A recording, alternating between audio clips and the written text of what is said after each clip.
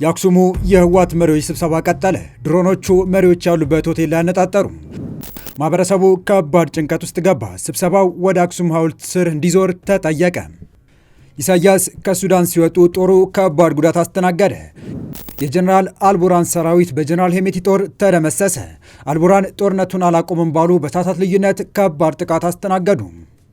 ዩክሬን እጅ ለመስጠት ተቃረበች። ፕሬዚዳንት ዘለንስኪ ግዛታቸውን አሳልፈው ሊሰጡ ነው። በመጨረሻም ፑቲን ድል ለማድረግ ተቃረቡ። የህወሓት አጀንዳ ለመፍጠር የሚደረግ ሩጫና ጦርነቱን ዳግም ለማስጀመር የሚደረግ ጥድፊያ አሁንም እንደቀጠለ ነው። በሃይማኖት ቦታ ሳይቀር ፖለቲካዊ አጀንዳውን እያሰማ ያለው ቡድኑ የጀመረው ስብሰባ አሁንም አጠናክሮ የቀጠለ ሲሆን በመቀለ የጀመረ የህወሓት አመራሮች ላይ ያነጣጠረው የድሮን አሳ ግን አመራሩንና ህወሓት የሰበሰበውን ህዝብ አስግቷል። ህወሓት የቀጠለ ስብሰባውን እያከናወነ በሚገኝበት አክሱም በሚገኝ ሆቴል ላይ ድሮኖች ማነጣጠራቸው ትልቅ መነጋገሪያ ይሆናል። በአሁኑ የመረጃ ሰዓታችን ወደ እናንተ የምናደርሰው ጉዳይ ይሆናል። በሌላኛው መረጃችን ደግሞ ኢሳያስ የሱዳን ጉብኝትና ምክክራቸውን ጨርሰው ወደ አስመራ በተመለሱ በሰዓታት ልዩነት በወዳጃቸው አልቡራን ጦር ላይ ከባድ ጥቃት መፈጸሙ ተሰምቷል። የእነዚህንና ዩክሬን እጅ ለመስጠት መቃረቧን ፕሬዚዳንት ዘለንስኪ ስለመናገራቸው የተሰማውን አክለን ይዘን ተገኝተናል። ሰላም ውድ የሉሌሊ ቤተሰቦች እንደምን አላችሁ? ቻናሉን ሰብስክራይብ፣ ላይክ፣ ሼር ያደረጋችሁ እስከ መረጃዎቻችን ፍጻሜ አብራችሁን ቆዩ። የህወሓት አመራሮችና በታጣቂ መሪዎች አክሱም ከተማ ውስጥ ትላንት የተጀመረው ስብሰባ ዛሬም ቀጥሏል። ስብሰባው እየተደረገ ያለው አትሮንስ ፋንታሲ ሆቴል ኤንድ ስፓ እንደሆነም ታውቋል። ስብሰባውን በከፍተኛ ስጋት ውስጥ የከተተው የድሮን ጥቃት አሁንም በየትኛውም ሰዓት ሊደርስ እንደሚችል እየተፈራ ይገኛል። የአክሱም ማህበረሰብና ሌሎች ስብሰባው ሐውልቱ ስር እንዲደረግ እየመከሩ ሲሆን አሁን ያሉበት ቦታ በቀጣይ ሰዓታቶች ሊቀየር እንደሚችሉም እየተነገረ ይገኛል። ለዓመታት የቀበራቸውን መሳሪያዎች ከጉድጓድ አውጥቶ ለከባዱ ጦርነት እየወለወለ የሚገኘው ህወሓት አመራሮች በአየር ኃይል አነፍናፊ ድሮኖች ቁጥጥር ውስጥ እንደሆኑ ከትላንት ጀምሮ በስፋት እየተነገረ ይገኛል። ትላንት አመሻሹን ከወደ መቀለ የወጡ መረጃዎች የህወሓት ጀነራሎች በድሮን መታደን ስለመጀመራቸው ያመለከተ ሲሆን በመቀለ የጀመረው የህወሓትን ወታደራዊ አመራሮችን ኢላማ ያደረገው የድሮን ቅኝት ዛሬም በአክሱም መቀጠሉ ተሰምቷል። በትላንትናው ዕለት በትግራይ ክልል መዲና መቀለ ከተማ የድሮን ቅኝት መደረጉ የተነገረ ሲሆን የድሮን ቅኝቱ በህወሓት ወታደራዊ ስፍራዎችና የጦር አዛዦች የሚያዘወትሯቸው ቦታዎች ላይ ያነጣጠረ መሆኑ የሚገልጽ ጥብቅ መረጃ ከመቀለ ሾልኮ ወጥቶ ነበር። ህወሓት በበኩሉ ለአባላቱ እንዴት የድሮን ጥቃት እንከላከል የሚል ስልጠና እየሰጠ ስለመሆኑ የሚያሳይ ቪዲዮ ተሰራጭቶ እንደነበረም ይታወቃል። የማዕከላዊ መንግስቱና ህወሓት ፍጥጫ ተከትሎ በመቀለ የጀመረ የድሮን ቅኝት መደረጉ የሚገልጹ መረጃዎች በስፋት በተሰራጨ ማግስት ቅኝቱ ወደ አክሱም መሻገሩ ጦርነቱ እንዳይፈነዳ አስግቷል። ለመንግስት ቅርበት ያላቸው የማህበራዊ ሚዲያ ገጾች ከሰሞኑ የድሮን ቅኝት መደረጉን በስፋት እየዘገቡ ሲሆን እንደ ዘገባዎቹ ከሆነም በድሮን ቅኝቱ የመከላከያ ሬንጀር የሚመስል ልብስ የተከማቸበት ቦታ ስለመታየቱ እየጠቆሙ ይገኛሉ። ህወሓት ይህንን የመከላከያ የሚመስል ሬንጀር ያዘጋጀው ጥቃት ለመፈጸም ሳይሆን እንዳልቀረ የሚጠቁመው ይህ መረጃ ሌሎች ወታደራዊ ስፍራዎች በድሮን ቅኝቱ መታየታቸውንም አያይዞ ጠቁሟል። ይህን መረጃ በተመለከተ ከ4 ኪሎም ሆነ ከመቀለ በኩል ስለ ጉዳዩ የተባለ ነገር ባይኖርም የስምረት ፓርቲ ከፍተኛ አመራር የሆኑት አቶ ጣማራዶም ግን በማህበራዊ ገጻቸው ላይ አንድ አጭር ቪዲዮ አሰራጭተዋል። በተሰራጨው አጭር ቪዲዮ ላይም የህወሓት ከፍተኛ አመራሮች ለአባላቶቻቸው ራሳችንን እንዴት ከድሮን ጥቃት እንጠብቃለን እንከላከላለንስ የሚል ስልጠና ሲሰጡ ታይተዋል። በመንግስትም ሆነ በህወሓት በኩል በይፋ የተባለ ነገር ባይኖርም የድሮን ቅኝት መብዛት ያሳሰባቸው የመቀለና የአክሱም ነዋሪዎች ትልቅ ስጋት ውስጥ ወድቀዋል። የጽዮን ማርያምን ዓመታዊ ክብረ በዓል ለማክበር አክሱም የገቡት የጊዜው አስተዳደሩና የህወሓት አመራሮች ስብሰባ ተጠናክሮ መቀጠል የተሰማ ሲሆን ህወሓት የሰበሰበው የአክሱም ህዝብም የድሮን ጥቃት በየትኛውም ሰዓት ሊፈጸም ይችላል በሚል ቢያንስ ከሆቴል ወጥተን የአክሱም ሐውልት ስር ስብሰባውን እናደርግ የሚል ሀሳብም እየሰነዘረ ይገኛል። በአክሱም ጽዮን ቤተ ክርስቲያን መድረክ ላይ ስለ ወቅታዊ የፖለቲካ ሁኔታ በወረቀት ተዘጋጅቶ ያቀረቡት ጀነራል ታደሰ ወረደ ለ4 ኪሎ ይድረስ ሲሉ ጦርነቱን ላለመጀመር ብለን ነው እያፈገፈግን ያለነው፣ ነገር ግን ፌዴራል መንግስቱ እየገፋፋን ነው በማለት መናገራቸው ይታወሳል። ጊዜያዊ አስተዳደሩ ይህንን የተናገሩት የበጀት ጉዳይ ተንተርሰው ነው። የፌዴራል መንግስት በጀት እየላከልን አይደለም የሚል ቅሬታ ነበር አስተዳደሩ ያቀረቡት።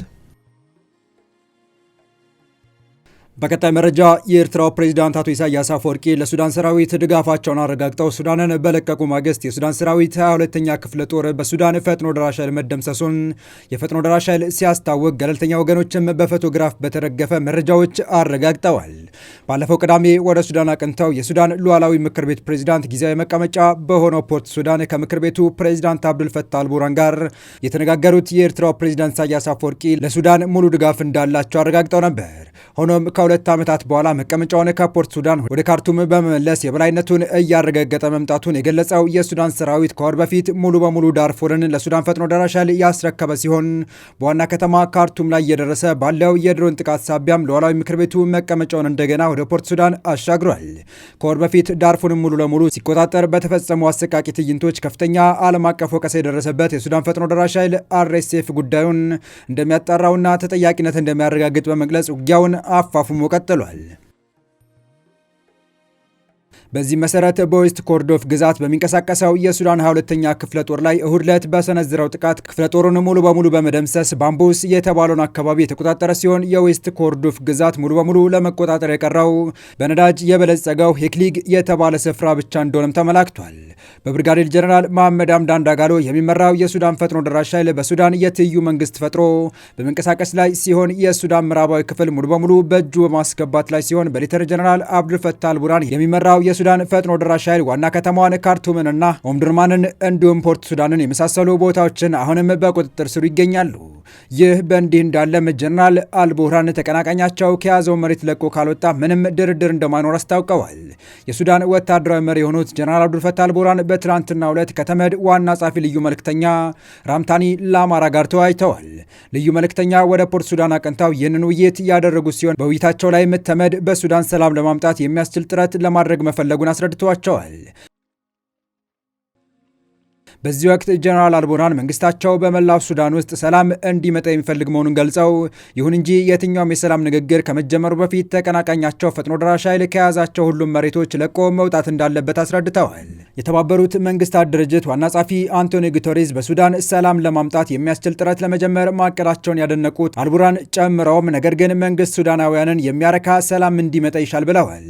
ይህ እንዲሆን ደግሞ ፈጥኖ ደራሽ ኃይሉ ከያዛቸው አካባቢዎች በሙሉ መውጣት እንዳለበት ገልጸው ታጣቂዎችም በሚዘጋጅላቸው ካምፕ ውስጥ መግባት እንደሚኖርባቸው ማስታወቃቸው ተገልጿል። በመጨረሻም የዩክሬኑ ፕሬዚዳንት ቭላዲሚር ዜሌንስኪ የአሜሪካ ባለስልጣናት በፍሎሪዳ አግኝቶ ለ2 ቀናት ሲደራደር ከነበረ የራሳቸው የልዑካን ቡድን ጋር መገናኘታቸውን አስታወቁ። በአሁኑ ወቅት በአየርላንድ ደብሊን ከተማ ለመጀመሪያ ጊዜ ይፋዊ ጉብኝት በማድረግ ላይ የሚገኙት ፕሬዚዳንት ዜሌንስኪ በኤክስ የማህበራዊ ገጻቸው ላይቭ በስልክ ሊነገሩ የማይችሉ ጉዳዮችን በአካል ተወያይተናል ሲሉ የውይይቱን አሳሳቢነት ገልጸዋል። ዜሌንስኪ ከአሜሪካና ከአውሮፓ አጋሮች ጋር በተቻለ መጠን ገንቢ ስራ እንደሚቀጥል ቢገልጹም የሩሲያ ወገንም ተመሳሳይ ቁርጠኝነት እንዲያሳይ መገደድ አለበት ሲሉ አክለዋል። ይህ ውይይት የተደረገው በምስራቅ ዩክሬን በምትገኘው ፖክሮቮስክ ከተማ ያለው ሁኔታ እየተባባሰ በሄደበት ወቅት ነው።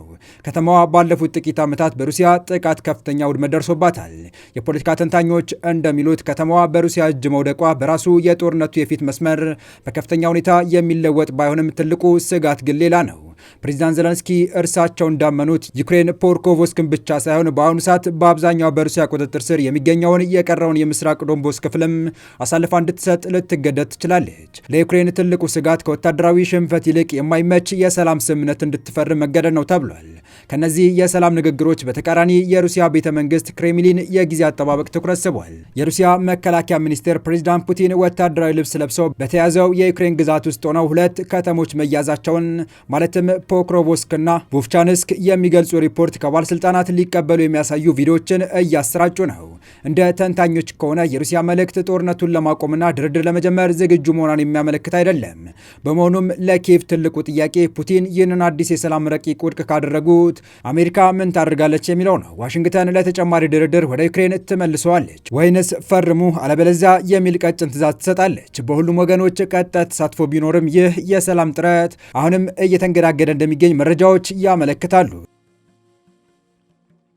የተወደዳችሁ የቻናላችን ቤተሰቦች ለአሁኑ ለእናንተ ይመጥናሉ ብታደምጧቸው ታተርፉባቸዋላችሁ ብለን የመረጥንላችሁ ዕለታዊ መረጃዎቻችን እስካሁን ያደመጣችኋቸው ነበሩ። በተመሳሳይ ሀገራዊና ቀጠናዊ ጉዳዮች እንዲሁም ዓለም አቀፋዊ የጂኦፖለቲካ ወታደራዊና አነጋጋሪ ክስተቶችን ዕለት በዕለት ተከታትለን በትኩስ ይዘን እንደምንቀርብ እያሳወቅን የቻናሉ ቤተሰብ ካልናችሁ ሰብስክራይብ፣ ቪዲዮን ላይክና ሼር በማድረግ ተደራሽነታችን ታሰፉ ዘንድ አክብሮታዊ ግብዣችን ነው። አበቃን። ሰናይ ጊዜን ተመኘን።